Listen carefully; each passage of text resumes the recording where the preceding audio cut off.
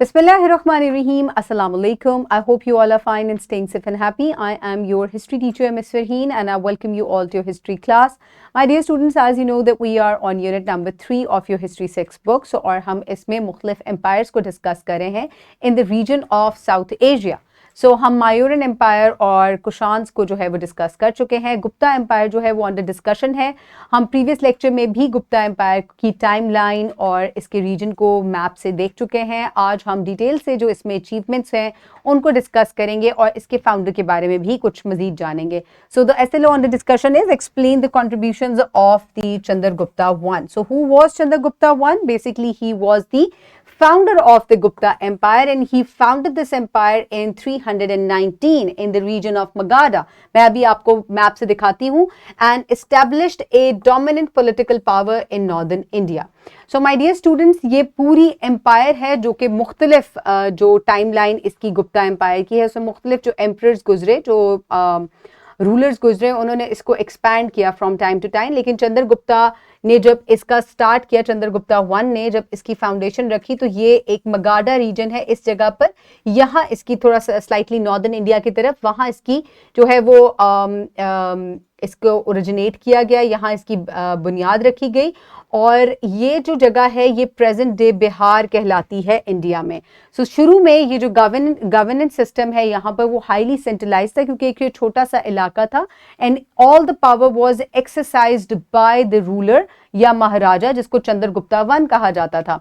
सो उसके बाद आहिस्ता आहिस्ता जैसे जैसे एक्सपेंशन हुई, तो हमने लास्ट लेक्चर में भी पढ़ा कि ये डिसेंट्रलाइज हो गई थी.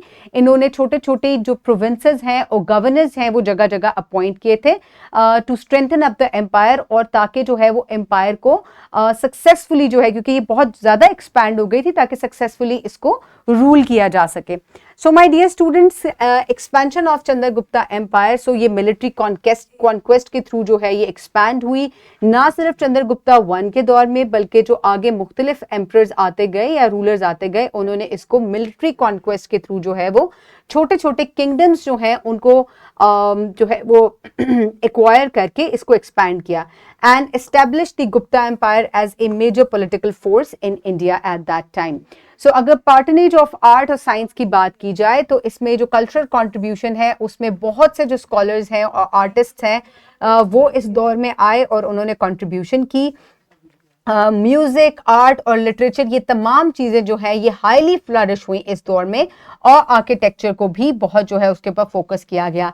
एक चीज अगर आप याद रखें, तो हम कभी भी किसी दौर को गोल्डन एज इसलिए नहीं कहते कि उधर मिलिट्री कॉन्क्वेस्ट इतना ज्यादा था कि हर वक्त जंगें लड़ी जाती थी. गोल्डन एज तब होती है जबकि मेनली आप कल्चर, आर्ट और साइंस या एजुकेशन के ऊपर जब आप ज्यादा फोकस करते हैं, और जब उसके अंदर जो है वो फ्लरिश होती है वो चीज, उसमें एडवांसमेंट होती है, तभी हम उसको गोल्डन एज कहते हैं. और इसी वजह से गुप्ता एम्पायर को इंडिया की गोल्डन एज कहा जाता है. And they also construct the temples and palaces in this time period. अगर एडमिनिस्ट्रेटिव रिफॉर्म्स की बात की जाए, तो governance and economy in the start it was highly centralised with efficient administration, और उसके बाद टैक्सेशन का सिस्टम जो है वो भी इसके अंदर इंट्रोड्यूस करवाया गया ताकि इकोनॉमिक ग्रोथ जो है वो इलाके की हो सके. And they also encourage trade and commerce. और जैसे जैसे मैंने आपको पहले भी ये बात बताई, जैसे जैसे ये एम्पायर एक्सपैंड हुई, from centralised it became highly decentralised, जिसमें छोटे छोटे प्रोविंसेस जो हैं वो इंट्रोड्यूस करवाए गए. छोटे छोटे गवर्नर्स जो हैं वो उनको अपॉइंट किया गया इन रीजन्स में, ताकि वो जो भी उस वक्त एम्पायर होता था वो उसके नेम पे उस जगह को रूल कर सकें. सो माय डियर स्टूडेंट्स, अगर लेगेसी देखी जाए चंद्रगुप्ता वन की, तो he founded the Gupta empire and it was known as the golden age, and he paved the way for the cultural and scientific achievements for the future generations.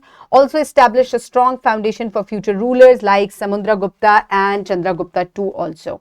So my dear students, Chandragupta जो Gupta empire है इसकी foundation ही इतनी strong रखी गई थी, जिसकी वजह से जो आगे चल के इसने इतना ज़्यादा जो है वो फ्लरिश किया, इतनी ज़्यादा एडवांसमेंट्स जो है वो इसके अंदर हुई. For practice you can download this worksheet from the description box below this video, और you can get it in print form by your teacher. Pause the video and quickly finish the worksheet. I hope everybody has finished the worksheet. For your practice, you can download this skill sheet by scanning the QR code. This is skill 3.8.